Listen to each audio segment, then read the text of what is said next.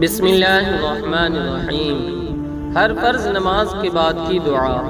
حضرت معاذ بن جبل رضی اللہ تعالیٰ عنہ سے منقول ہے کہ رسول اللہ صلی اللہ علیہ وسلم نے ان کا ہاتھ پکڑا اور فرمایا، اے معاذ، قسم اللہ کی مجھے تم سے محبت ہے۔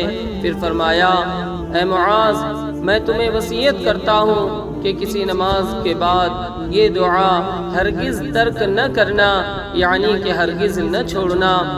وہ دعا یہ ہے، اللہم اعنی علی ذکرک و شکرک و حسن عبادتک۔